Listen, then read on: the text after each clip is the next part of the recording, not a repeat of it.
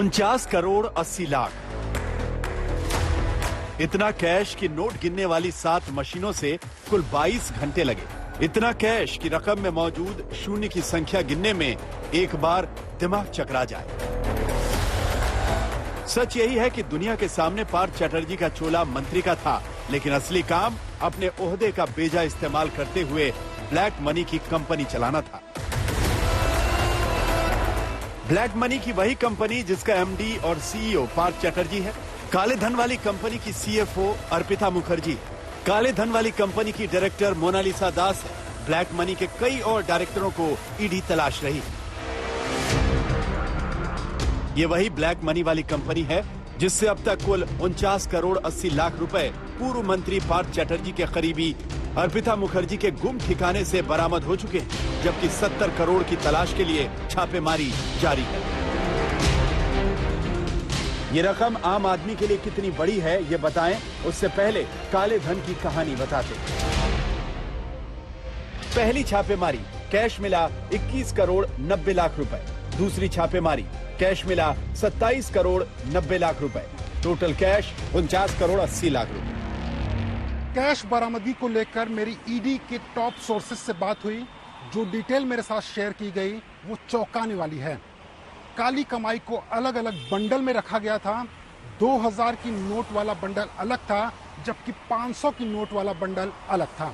अफसरों के मुताबिक अर्पिता के घर से हुई बरामदगी ऊंट के मुंह में जीरा के बराबर है। अभी पार्थ के राजदारों के ठिकानों पर इससे कई गुना ज्यादा कैश मौजूद है, जिसका खुलासा होना अभी बाकी है। अर्पिता मुखर्जी का फ्लैट किसी टकसाल जैसा था। ईडी की पूछताछ के दौरान अर्पिता ने कबूल किया कि कैश पार्थ चटर्जी का है। उसका फ्लैट सिर्फ कैश को अस्थायी रूप से स्टोर करने के लिए था और फिर पार्थ चटर्जी के इशारे पर काली कमाई की डिलीवरी दूसरे एड्रेस पर होती थी। अर्पिता के खुलासे के मुताबिक इसे यूं समझिए कि पार्थ चटर्जी काली कमाई की फैक्ट्री चला रहा था। काला धन सिर्फ शिक्षक भर्ती का नहीं है, बल्कि काली कमाई के कई सोर्स थे। सरल शब्दों में समझें तो पार्थ चटर्जी के पास बड़ी मात्रा में काला धन आ रहा था। उस काले धन को डंप करने और स्टोर करने के लिए पार्थ अपनी महिला दोस्तों का इस्तेमाल कर रहा था। कई सोर्सेज से कैश आते थे। उसे पार्थ चटर्जी अपने महिला मित्रों और दूसरे राजदारों के पास रखवा दिया करता था। काला कैश जब स्टोर हो जाता तो उसकी डिलीवरी का खेल शुरू होता। जैसा आपने देखा होगा, ई कॉमर्स की कंपनियां डिलीवरी बॉय रखती हैं। पार्थ के पास कई ऐसे डिलीवरी मैन थे जो काले धन को इधर से उधर मूव करते थे।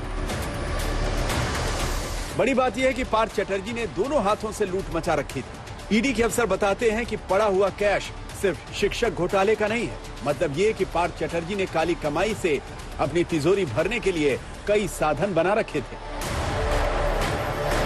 ईडी को शक है कि पार्थ चटर्जी के पास बड़ी संख्या में कैश पहुंच रहा था। ये कैश अलग अलग मंत्रालय से वसूली का हो सकता है। ये कैश अफसरों के ट्रांसफर पोस्टिंग का हो सकता है। ये कैश हवाला रैकेट का हो सकता है जिससे पार्थ चटर्जी जुड़ा हुआ था। मुमकिन है कि कैश की आवाजाही के खेल में कई और नेता और मंत्री शामिल हो सकते हैं। अब तक की जांच में ईडी को पर्याप्त सबूत मिल चुके हैं जो बताते हैं कि काले धन के इस पूरे मामले में पार्थ चटर्जी एक बड़ी मछली है। लेकिन ऐसा नहीं है कि पार्थ सिर्फ अकेले हैं। ईडी को शक है कि करप्शन की नदी में तैर रही अभी तक कई और बड़ी मछलियों का पकड़ा जाना अभी बाकी है। मतलब अभी कई और खुलासे होने बाकी हैं।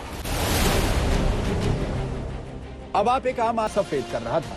सफेद करने के लिए पार्थ के राजदारों ने शिल कंपनियां खोल रखी थी और इन्हीं कंपनियों के दम पर ब्लैक को व्हाइट करने का बड़ा खेल चल रहा था। लेकिन पार्थ के काले धन वाले पाप का घड़ा भर गया और सच्चाई दुनिया के सामने आ गई। ब्लैक मनी की पार्थ लिमिटेड कंपनी का बही खाता ईडी ने खोल दिया है। काली कमाई की बैलेंस शीट खुल चुकी है और ब्लैक मनी की कंपनी चलाने वाला पार्थ चटर्जी बुरी तरह से फंस चुका है। मतलब ये कि ईडी अब पार्थ चटर्जी एंड कंपनी से काली धन और काली कमाई का एक एक राज उगलवाएगी, ताकि पता चल सके कि ये चेन आखिरकार कहां कहां तक जाती है और पूरे सिंडिकेट में कितने और सफेद पोश शामिल हैं। मुनीश पांडे, दिल्ली, आज तक।